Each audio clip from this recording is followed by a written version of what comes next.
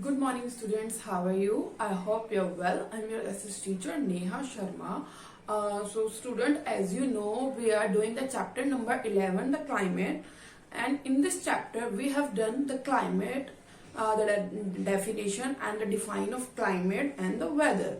Okay, so we will start this chapter with the recap. Okay, so what is the weather? Weather means day to day day-to-day state of atmosphere of a particular place. Okay, the day-to-day state of a atmosphere at a particular place and at a particular time. कि किसी particular place का, किसी एक निश्चित place का एक निश्चित समय पर उस टाइम वहां का मौसम कैसा है उसे हम बोलते हैं वेदर. Okay, so जैसे now this time I am standing, I am in Gurgaon. So what is the now this time what is the weather? Okay, what is the temperature? Okay, and how is the atmosphere? Atmosphere कैसा है? So that is the weather. Okay, and the study of weather is called meteorology. And second is the element that affect weather. कि कौन कौन से elements होते हैं जो हमारे weather को affect करते हैं? That is humidity, precipitation and temperature, and another is the speed of wind and the direction of wind. Okay, these are the factors that affect the weather.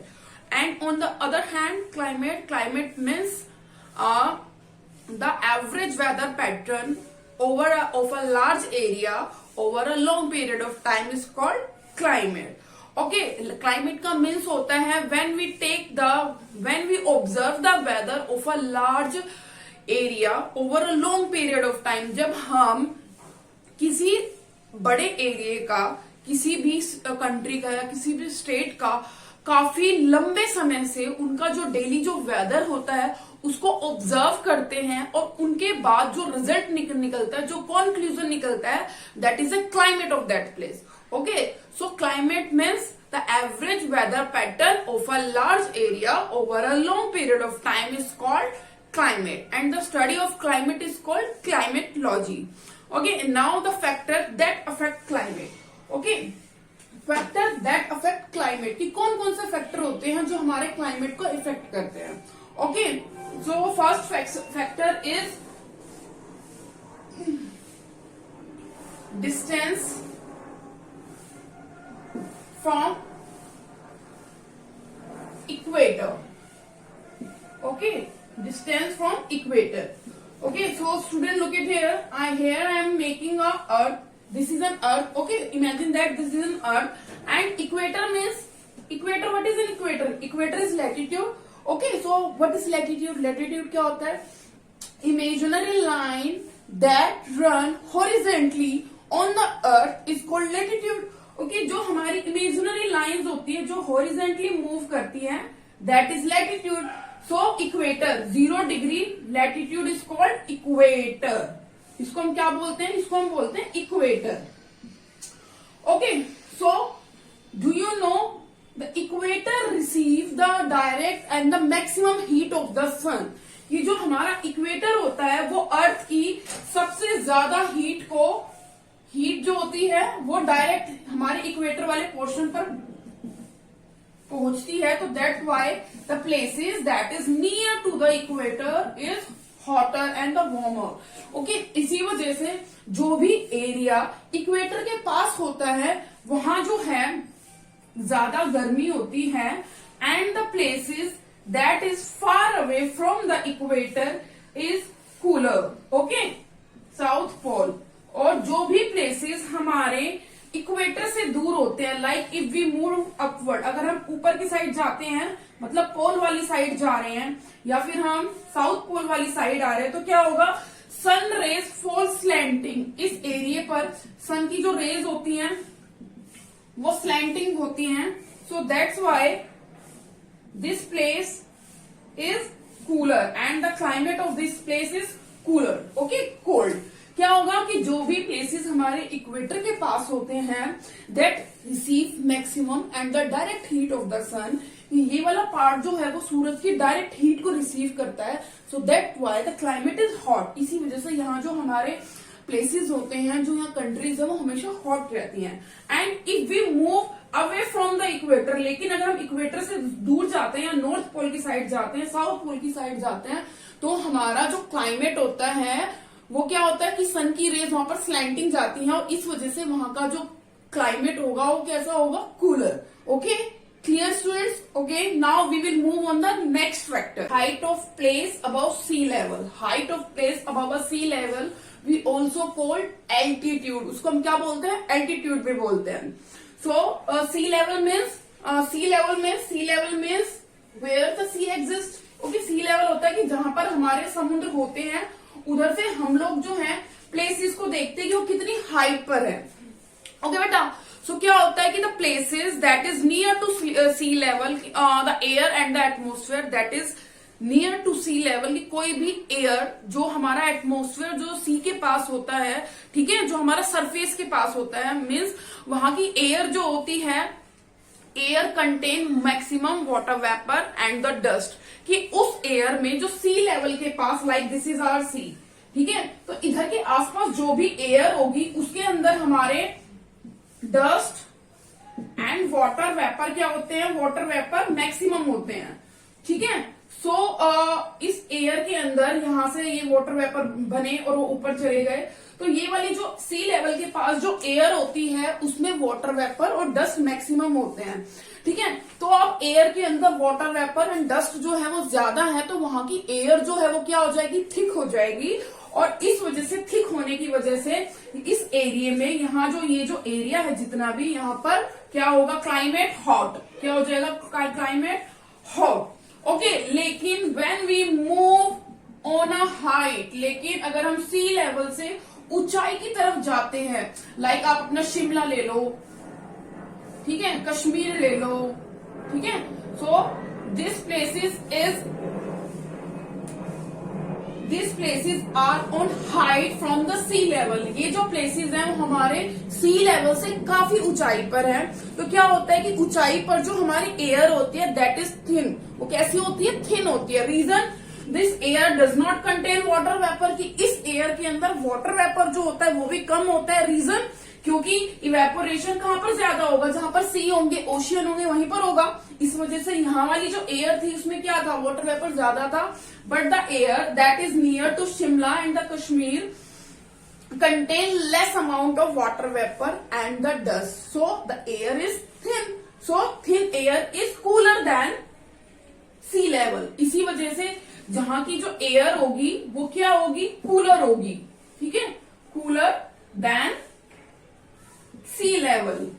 So that is why the climate of a height, the climate of a places that is far away from the sea level is cooler. Okay, यही reason होता है कि जो भी places हमारे समुद्र से ऊंचाई पर होते हैं वहां का जो टेम्परेचर होता है वो कम होता है, वहां की हवा जो होती है ठंडी होती है, और इसी वजह से वहां का क्लाइमेट कैसा होगा, ठंडा होगा. Okay, now the another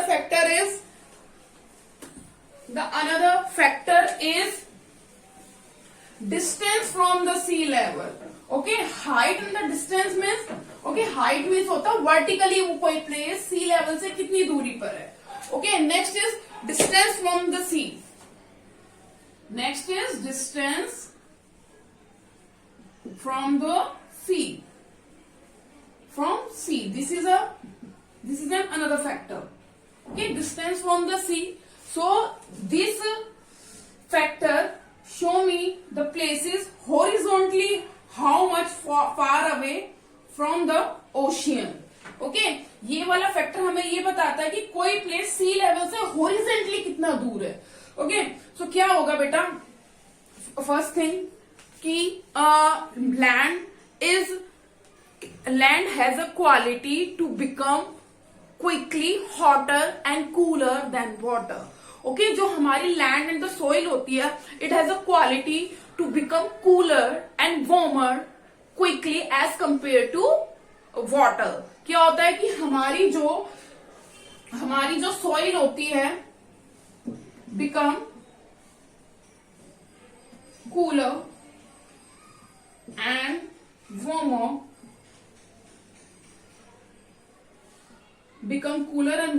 quickly than water. हमारी सॉइल होती है, मिट्टी होती है, सैंड, वो ठंडी भी जल्दी होती है, गर्म भी जल्दी होती है। किसकी कंपैरेटिवली? वाटर की comparatively. Okay, so that's why at the time of day, इसी वजह से दिन के समय क्या होगा, सन की रेज जो है, सन जैसे यहाँ हमारा सन था, ठीक है, दिस इज आवर सन, सो यहाँ हमारी लैंड है, तो लैंड की जो सॉइल है वो दिन के समय कैसी हो जाएगी? सॉइल, लैंड हॉट, बिकॉज जो वाटर है, यहाँ जो हमारे सी में वाटर था, ठीक है, वो क्या रहेगा? कोल्ड रहेगा। क्यों? रीजन क्या है? क्योंकि हमारी मिट्टी जो है वो वाटर के कंपैरेटिवली जल्दी गर्म और ठंडी होती है। So that's why at the time of day, दिन के समय क्या होगा कि सन की रेज की वजह से हमारी जो लैंड है वो हॉट हो जाएगी और हमारी जो ये वाटर है ये ठंडा रहेगा, ठंडा रहेगा ना। तो इसी वजह से क्या होगा कि दिन के समय हमारी जो ब्रिज होती है, ब्रिज का मतलब होता है बेटा, सो दिन के समय क्या होगा, सन की रेज की वजह से, सन की हीट की वजह से आवर लैंड बिकम हॉट, हमारी लैंड जो है, हमारी सॉइल कैसी हो जाएगी? गर्म। And the sea water is cool, जो समुद्र का पानी होगा वह कैसा होगा? ठंडा होगा। क्यों? रीजन क्या बताया था मैंने अभी? Because the land and the soil become warmer and cooler quickly than water, की जो हमारी मिट्टी होती है वो पानी के कंपैरेटिवली जल्दी ही गर्म होती है और जल्दी ही ठंडी होती है। So that's why our land become hot and the water is cool. So क्या होगा कि ठंडी हवा जो है, इसी वजह से ठंडी हवा जो है हमारी, कोल्ड एयर, वो हमारी सी से लैंड की तरफ जाएगी, ठीक है, कोल्ड एयर, ठीक है, कूल एयर जो है हमारी, कोल्ड एयर, वो हमारी सी से, सी लेवल से, जो हमारे ओशन से, वो वहां से सी से लैंड की तरफ जाएगी। इसको हम बोलते हैं सी ब्रीज। क्या बोलते हैं इसको? Sea breeze. Okay, but at night, night में क्या होगा? ये तो था दिन में, दिन में ऐसे होता है, बट नाइट, नाइट यहाँ पर हमारा ओशियन, वही सी और ओशियन है, यहाँ हमारी लैंड है। तो रात के समय क्या होगा? जो चीज गर्म जल्दी हुई थी वो ठंडी भी जल्दी हो जाएगी। Am I right? Okay, so at the night land become cool, okay, quickly than the sea water, की जो हमारी लैंड होगी वो ठंडी भी जल्दी हो जाएगी सी वाटर के कंपैरेटिवली। तो क्या होगा? अब सी का वाटर क्या है? गर्म है, लेकिन लैंड क्या है? वो ठंडी है। तो इस टाइम जो हमारी ब्रिज चलेगी, जो हवाएं चलेगी, वो कहां से कहां चलेंगी? सी लैंड टू सी लेवल, ठीक है, land to C water.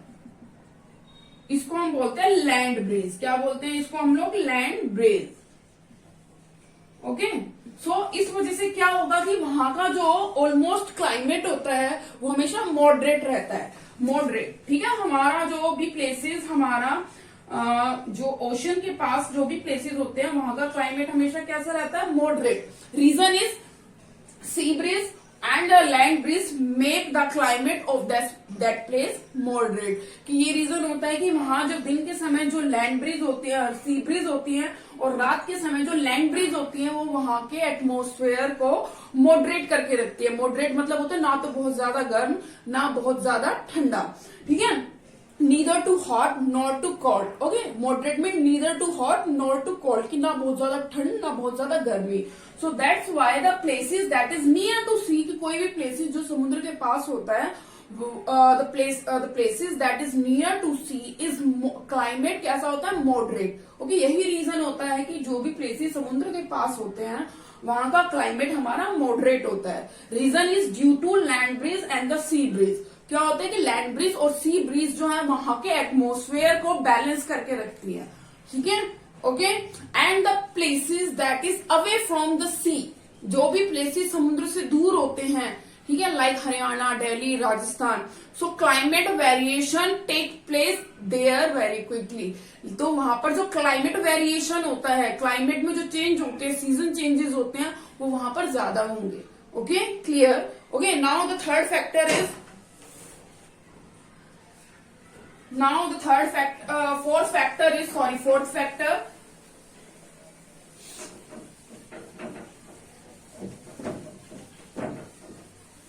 Okay, now the fourth factor is direction of wind. Okay, now the fourth factor is direction of wind.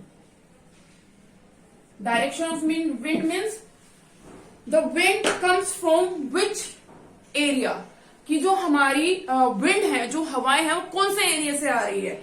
Okay, if the wind comes from hot area,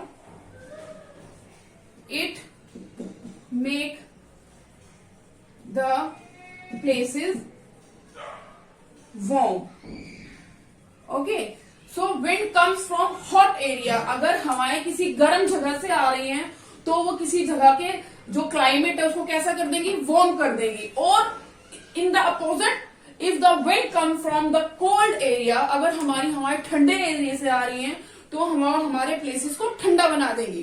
ठीक है, जैसे कि if the wind come from north pole and the south pole, अगर हमारी हवाएं जो हैं वो नॉर्थ पोल से, नॉर्थ और साउथ पोल से इक्वेटर की तरफ चल रही हैं, तो उससे क्या होगा, हमारा जो क्लाइमेट है वो ठंडा हो जाएगा. ठीक है, लेकिन अगर हवाएं जो है गर्म प्लेसेस से, लाइक इक्वेटर से नॉर्थ पोल की साइड जा रही है या दूसरी साइड जा रही है, so it make the climate warm. वो क्या कर देंगे, हमारे क्लाइमेट को क्या बना देंगी, वार्म बना देंगी. Like we can take one more example, like if the wind come from the Himalayas, अगर हवाएं जो है हिमालय की साइड से आ रही हैं, Himalaya means the house of snow.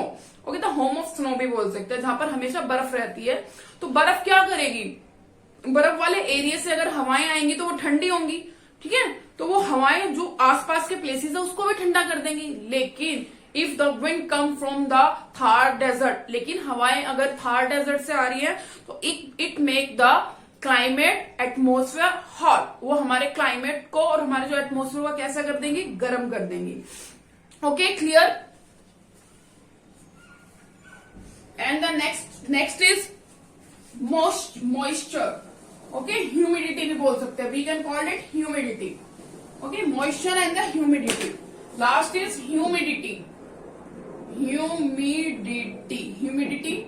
Humidity means amount of okay, the humidity means amount of water vapor in air, कि हमारी एयर में कितना वाटर वेपर है, कितना मॉइस्चर है, उसको हम बोलते हैं humidity. Okay, so the places that is near to sea, ocean and bay, the air contain maximum water vapor and the maximum humidity. ठीक है, तो जो भी प्लेसेस हमारे समुद्र के पास, ओशन के पास होते हैं, वहां की जो एयर होती है, वहां पर उस एयर के अंदर ह्यूमिडिटी और वाटर वेपर मैक्सिमम होता है, ज्यादा होता है. रीजन क्यों, कि अगर जहां वाटर बॉडी होगी, जहां पर वाटर बॉडी होगी, जहां पर पानी होगा, वहां पर ही तो इवेपोरेशन तेज होगा. ओके, इवेपोरेशन वहीं पर तेज होगा. इवेपोरेशन जहां पर तेज होगा तो ह्यूमिडिटी भी मतलब वहीं पर क्या होगी, ज्यादा होगी. So that's why the places that is near to sea, ocean and bay contain the maximum. Make a diagram, okay, of a earth. Okay, and this diagram show the heat zone. Okay, ये जो diagram है ये हमें heat zone को represent कर रहा है. So on earth there are 3 heat zone. हमारी अर्थ पर 3 हीट जोन होती हैं. First is torrid, second is temperate, and the third is freezed. Okay, so first of all we talk about the torrid. Torrid means the area. Okay, listen to me carefully. The area located between Tropic of Cancer to Tropic of Capricorn is called torrid zone. कि जो area हमारा Tropic of Cancer से Tropic of Capricorn के बीच में है, ये वाला सारा एरिया हमारा टॉरिड जोन है, ये वाला. Okay, the area between Tropic of Cancer to Tropic of Capricorn is called torrid zone. कि जो एरिया हमारा ट्रॉपिक ऑफ कैंसर से ट्रॉपिक ऑफ कैप्रिकॉर्न के बीच में, उसे हम टॉरिड जोन बोलते हैं.